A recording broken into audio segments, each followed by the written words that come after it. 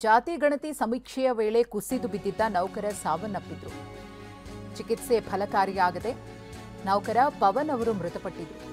ದೇವನಹಳ್ಳಿಯ ವಿಜಯಪುರ ಪಟ್ಟಣ ಪುರಸಭೆ ನೌಕರ, ದ್ವಿತೀಯ ದರ್ಜೆ ನೌಕರರಾಗಿದ್ರು ಪವನ್ ಜೋಶಿ.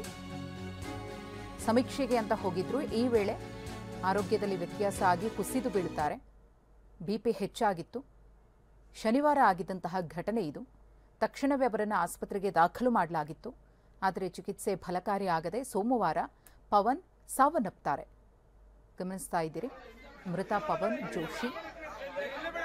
ಇನ್ನು ಮತ್ತೊಂದು ಕಡೆ ದ್ವಿತೀಯ ದರ್ಜೆ ನೌಕರ ಪವನ್ ಅವರ ಶವವಿಟ್ಟು ಪ್ರತಿಭಟನೆಯನ್ನ ಕೂಡ ಮಾಡಲಾಯಿತು. ಪುರಸಭೆ ಬಾಗಿಲಿಗೆ ಅಡ್ಡಲಾಗಿ ಮೃತದೇಹವನ್ನ ಇಟ್ಟು ಪ್ರತಿಭಟಿಸಿದ್ರು. ಪುರಸಭೆಯ ಸದಸ್ಯ ಹನೀಫುಲ್ಲಾ ಕಿರುಕುಳದಿಂದಲೇ ಸಾವಾಗಿದೆ ಅಂತ ಹೇಳಿ ಆರೋಪವನ್ನು ಮಾಡಲಾಗ್ತಾ ಇದೆ. ಇದುವರೆಗಿನ ಬೆಳವಣಿಗೆಗಳು. ಪವನ್ ಅವರ ಸಾವಿಗೆ ಹನೀಫುಲ್ಲಾ ಕಾರಣ ಅಂತ ಹೇಳಿ ಆರೋಪವನ್ನು ಮಾಡಲಾಗ್ತಾ ಇದೆ. ಹಾಗಾಗಿಯೇ ಪವನ್ ಮೃತದೇಹವನ್ನ ಇಟ್ಟು ಪ್ರತಿಭಟನೆಯನ್ನ ಕೂಡ ಮಾಡಲಾಗಿದೆ. ಪವನ್ಗೆ ಅಕ್ರಮ ಖಾತೆ ಸೃಷ್ಟಿಸುವಂತೆ ಒತ್ತಡವನ್ನ ಹಾಕ್ತಿದ್ರು ಅನ್ನೋ ಆರೋಪವೂ ಕೂಡ ಇಲ್ಲಿ ಕೇಳಿಬಂದಿದೆ. ಅವರ ಒತ್ತಡದಿಂದಲೇ ಈ ಸಾವಾಗಿದೆ ಅನ್ನೋದು ಸಂಬಂಧಿಕರ ಆರೋಪ. ಪುರಸಭೆ ಸದಸ್ಯ ಹನೀಫುಲ್ಲಾ ವಿರುದ್ಧ ಸಂಬಂಧಿಕರು ಆರೋಪವನ್ನು ಮಾಡಿ ಅವರ ವಿರುದ್ಧ ಕ್ರಮ ಆಗಬೇಕು ಅಂತಲೂ ಆಗ್ರಹಪಡಿಸಿದ್ದಾರೆ. ಹನೀಫುಲ್ಲಾ ಅವರಿಂದ ಒಂದಷ್ಟು ಒತ್ತಡ ಹೇರಲಾಗಿತ್ತು ಪವನ್ ಅವರ ಮೇಲೆ. ಅದರಿಂದಾಗಿ ಅವರು ತುಂಬಾನೇ ಆತಂಕದಲ್ಲಿದ್ದರು. ಅದು ಅವರನ್ನ ಸಿಕ್ಕಾಪಟ್ಟೆ ಕಾಡ್ತಾ ಇತ್ತು.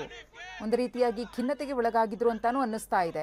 ಹಾಗಾಗಿ ಅವರ ಆರೋಗ್ಯದ ಮೇಲೂ ಕೂಡ ವ್ಯತ್ಯಯ ಉಂಟಾಗಿ ಅವರ ಸಾವಿಗೆ ಕೊನೆಯದಾಗಿದ್ದ ಕಾರಣ ಆಯಿತು ಅನ್ನೋದು ಆರೋಪ.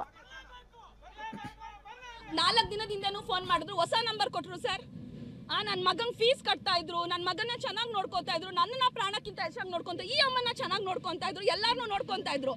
ಅನೀಫು ಇವಾಗೆ ಅಲ್ಲ ಸರ್, ಮುಂಚೆಯಿಂದನೂ ಅಷ್ಟೇ. ಏನು ಮನೆ ಕೆಲಸದ ಅಂತ ಏನ್ ಸರ್ ಅವ್ನು ಮಾತಾಡೋದು? ನನ್ನ ಗಂಡನ ಅವನು ಯಾವಾಗ್ಲೂ ಅದಕ್ಕೆ ತಡ್ಕೊಂಡಿರೋರು. ನಾನು ಮಾತಾಡ್ತೀನಿ ಅಂದ್ರೆ ಬೇಡ ಬೇಡ ಬೇಡ ಅನ್ಕೊಂಡಿರೋರು. ಇವಾಗ ಮೊನ್ನೆ ಫೋನ್ ಮಾಡಿದ್ರು 4 ದಿನದಿಂದ. ನನಗೆ ಬದುಕಿರ್ತೀನೋ ಇಲ್ವೋ ನನಗೆ ಗೊತ್ತಿಲ್ಲ, ನಾನು ಹೊಸ ನಂಬರ್ ಕೊಟ್ಟಿದ್ದೀನಿ, ಹಳೆ ನಂಬರ್ಗೆ ಮಾಡ್ಬೇಡ ಅಂದ್ರು. ಅಲ್ವೋ 10 ಸಲ 20 ಸಲ ಮಾಡಿದೆ. ಇವ್ರಿಗೆ ಮಾಡಿದ್ರೆ ಇವ್ರಿಗೆ ಟೆನ್ಷನ್ ಆಗಲ್ಲ. ನಾನು 10 ಸಲ 20 ಸಲ ಮಾಡಿದೆ, ಎತ್ತಿಲ್ಲ. ತಿರ್ಗಾ ಅವರೇ ಫೋನ್ ಮಾಡಿ ಹಿಂಗ ಅನೀಫ್ ಹಿಂಗ್ ಖಾತೆ ಕೊಟ್ಟು